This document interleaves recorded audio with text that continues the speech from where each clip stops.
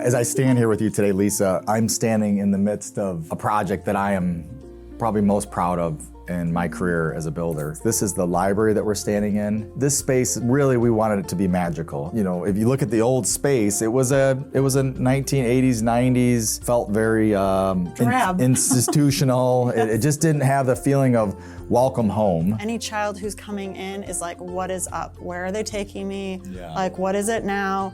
And so to be able to invite them in here, it just is kind of a game changer. It changes the tone and the mood. I have to tell you a secret though.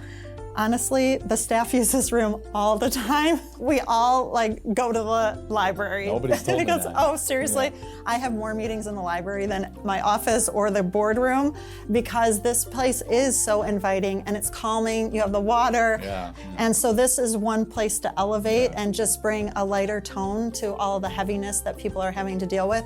And that's true for everyone. So it's just a happy space. The sun part of it is probably the most important part for me because when I was 15, had gone through a period of being suicidal, ended up in a mental hospital. They did art in there. And my art project just kind of came to me like in a dream.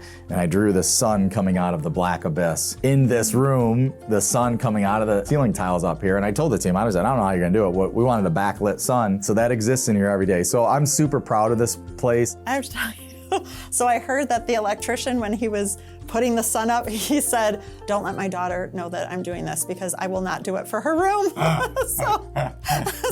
But yeah, I think there's some really unique pieces here and they all come together and just created an environment that we all, even though those that work here, we all want to be a part of and we all want to come in and see. And you got to come in here. I mean, the art that Kim did on the walls, the art, the paintings came alive. You got birds, you got everything in here. So when the kids come in, it really is really magical. Yeah, this really was transformational, to be honest, with just the whole mood at Ellie's Place because it's right at the front door. So you walk in and the door's open and you can see into the library. And recently there was a 6-year-old little girl that ran in and she went right into the little nook area and said, I've always wanted a treehouse.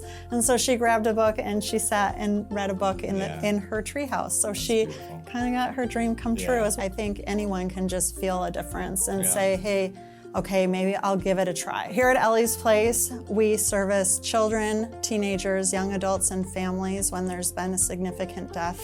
And so we offer grief support. It's peer grief support. And so that's one of the most important components of Ellie's Place is that it's a place where people can come and not feel alone.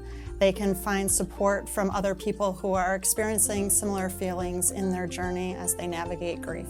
Losing both my parents. On Mother's Day, I was the only kid that was pulled out of the classroom. It was me, I was all alone. Versus when you come to this place, you're put in a classroom with 5 or 10 other kids that are all have lost somebody. They're all grieving together. You really hit it there. It's just the feeling of being alone because that is really what Ellie's Place provides is support so children are not alone. Because you feel very excluded or detached or, like you said, being pulled out of the classroom and no longer part of the group. Oh, what other way am I different? Like call it out. I'm different than everybody else. Exactly. Tell me about the structure in these rooms and who's leading these classes?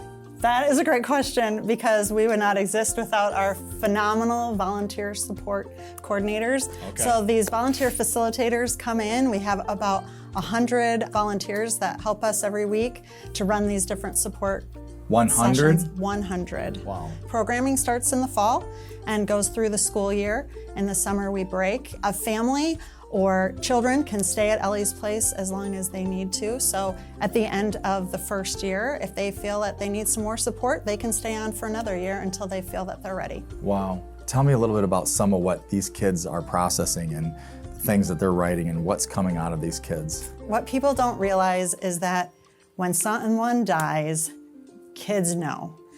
Kids are affected by that, and oftentimes they understand that everyone around them is sad, so they'll keep it inside because they don't want to contribute to an adult's stress, an adult's grief. They know it. So even if the parent or significant adult in their life isn't saying it out loud, they know what's up.